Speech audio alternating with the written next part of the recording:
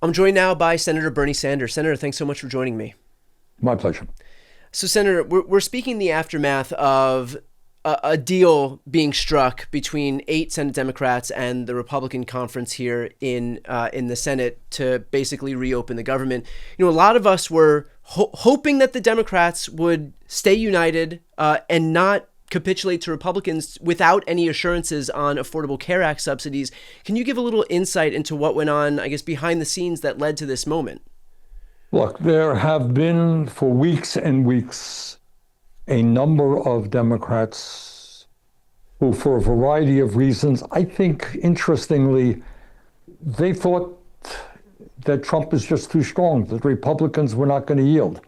So they start off with the assumption that Trump can't be defeated, and then they look around them and they see federal employees not getting paid, Trump illegally withholding SNAP funds, kids going hungry, and they say, look, what's it worth? We're not going to win this thing. Now, I'm paraphrasing, and I'm not quoting anybody. That's my gut feeling. They thought it was a hopeless effort, and they kind of folded. Needless to say, I have a radically different approach. I think that Trump and his friends, while Trump may be crazy and a pathological liar, he is not stupid, and he's a good politician. He saw what happened on Tuesday night. He obsessively reads polls. He knows that the American people are holding his administration and the Republicans accountable for this shutdown. They are on the defensive. We have already had 15 Republicans in the Senate defy Trump and say, release the SNAP funds. People in the House are saying, you know what? You got to make sure that the ACA premiums do not get doubled. Okay, you got to extend the benefits for a couple of years. So I think that if we had held firm, it would be the Republicans who would yield. That was not the position of these 8 Democrats. And building on exactly that, I mean, the reality is that we even saw Trump on election night tweet that it was the result of the fact that he's not on the ballot and the shutdown that resulted in this. We know that 2-in-1 independents were blaming Trump for the shutdown. The overwhelming majority of Americans were blaming Trump for the shutdown. And so how did these 8 Democrats who defected not see that the pressure was weighing on these Republicans? I mean, we got to the point where they were litigating on Twitter basically what a new healthcare plan needed to look like because the situation was untenable. And so I'm just a little bit confused on how those folks could see the pressure weighing so heavily on Trump, on Republicans, and think that despite all of that, despite the polling, and despite the election results on Tuesday, that the answer here was for Democrats to capitulate. Well, Brian, you're asking exactly the question that I and other people ask ourselves as well. And I think all that I can say is that, not in their defense, that they look at the world very differently than the world you described. As I said before, they look at it and saying, we can't win this thing. They're too strong, they're too powerful, Trump won't yield. So let's, not have people not get a paycheck and so forth. That's their view. I think, needless to say, their vote was a horrific vote, a horrific setback, not only to the fact that we're now going to see, unless we somehow stop it, premiums, ACA premiums double, in some cases triple, for millions of Americans. Not only that we have paved the way for 15 million people to lose their health care by cuts in Medicaid, which is just an absolute disaster, but maybe more importantly, the message that came out last night is that some Democrats, and remember, 47 people in the caucus, 8 voted, small minority, that, all over the country, people say, stand up, fight, fight. We had no King's rally, 7 million people coming out. And last night was a setback. And I think people say, oh, Democrats in Senate can't fight effectively. Yeah. And so how does that make you think about the new wave of Democrats, this new class of Democrats that's campaigning right now? I was looking at their responses on social media and, both candidates in Maine, all 3 candidates in Michigan, Minnesota, both candidates in Minnesota, like all across the country, there was scorn for what had happened at the hands of these 8 Democrats. What about the candidates in New Hampshire? Jeanne Shaheen's own daughter. Yeah, I actually hadn't even seen that one. Yeah, her own daughter who's running for Congress. disagreed with the mother on that. Yeah. And so how does that make you think about this next class of Democrats in terms of filling a void that we're very clearly seeing right now at the hands of Democrats who don't recognize this moment? Look, in my view, the Democratic leadership is way out of touch with where the Democratic base is and where the American people are at. That's why I am working as hard as I can to elect a whole new crop of senators and members of the House. We've had good luck in the past in the House, not so much in the Senate, but right now we have at least 3 candidates. In Minnesota today, Peggy Flanagan, Abdul El-Sayed in Michigan, and Grant Plattner in Maine. All of them, if elected to the Senate, will come in, be prepared to take on the oligarchs, be prepared to fight for Medicare for all, be prepared to demand that the billionaire class start paying their fair share of taxes, etc. So that's the kind of change that we need, and that's what I'm fighting for. In terms of the ACA specifically, one of, I guess, the concession that was made by Republicans is that there would be a vote on the ACA. But this vote, because it's regular order, it's not something that could pass through reconciliation. It's not something where the filibuster wouldn't apply.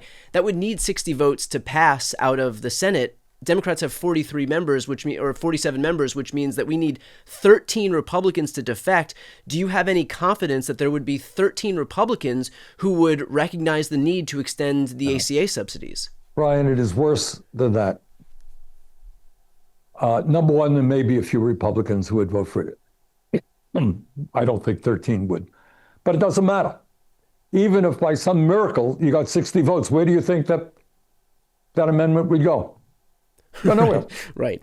Speaker Johnson has made it very clear that he's not going to entertain it. Trump would never sign it. So it is an empty gesture, and that bothers me. It bothers me that people want to raise false hopes. Oh, we're going to bring forth an amendment. That amendment ain't going to go anyplace, period. End of discussion. In terms of finding some silver lining on that point, is there some consolation in the fact that now that amendment will go up for basically, a clean vote where people are able to see exactly where the Republicans stand on either extending or refusing to extend the ACA subsidies. And so from a political messaging perspective, at a bare minimum, it makes it clear who's supporting this stuff and who's opposing it. Well, the answer is, let me give you a firm political answer, yes and no. All right. And that is, yeah.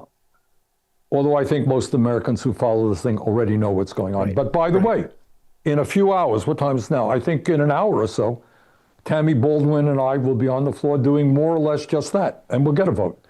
There'll be a motion to proceed to extend for a vote to extend the ACA tax credits for another year. My guess is not one Republican will vote for it. So you're going to have a very similar vote literally within an hour, I think. And so what would your message be to folks around the country, who kind of have endured the whiplash of, on one hand, seeing the election results that we saw this past Tuesday, and yet watching what happened this week in terms of the Democrats, those 8 Democrats caving to the Republicans? Weighing the two developments, the election and the cave-in of 8 Democrats, the election is far, far more important. Look, the Democratic establishment, in my view, including many of these moderate Democrats, are way out of touch.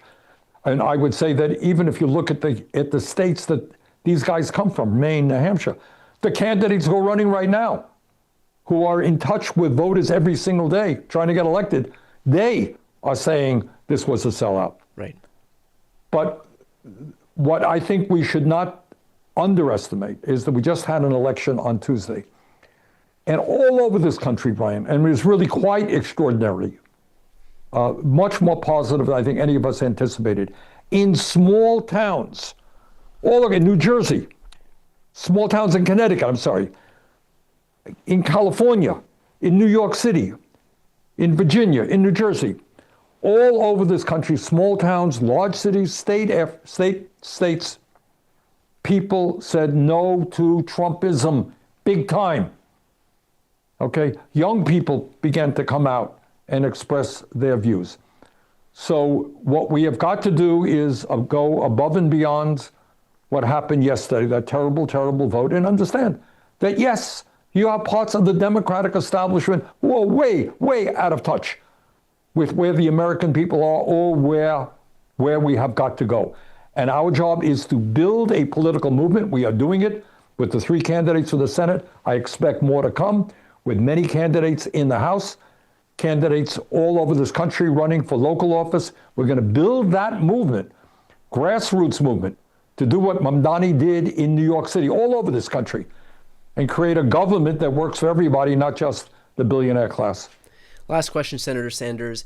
We were in this situation where we were contending with the prospect of 42 million Americans losing their food assistance and 24 million Americans watching their healthcare premiums double, triple, quadruple, or more because Republicans decided to pit the sick against the hungry as a way to negotiate their way through this shutdown. And so what does it say that those were the hostages that they were willing to take, that the party of family values, the pro-children family party, decided to, again, pit the sick against the hungry as a way to get out of this shutdown? It is disgusting. It is disgusting. And in terms of SNAP, the idea that a president of the United States, as you know, Congress had appropriated over $5 billion very specifically, explicitly, in case there's a government shutdown, don't stop the funding. Here's over $5 billion. Right. And Trump acts illegally, totally illegally. You know, one day he says he's stopping, and the next day he's going forward, and he goes to the courts. The idea that you have a president of the United States, a leader of this country, is willing to see children go hungry is despicable, And again, I think people, Republicans, a lot of Republicans are on SNAP programs. You know, their kids are on. They see it. And, I think that is one of the reasons why Democrats did so well on Tuesday. And we got to keep up the fight. We'll leave it there. Senator Sanders, thank you, as always, for the moral clarity and for the time today. Thank you very much.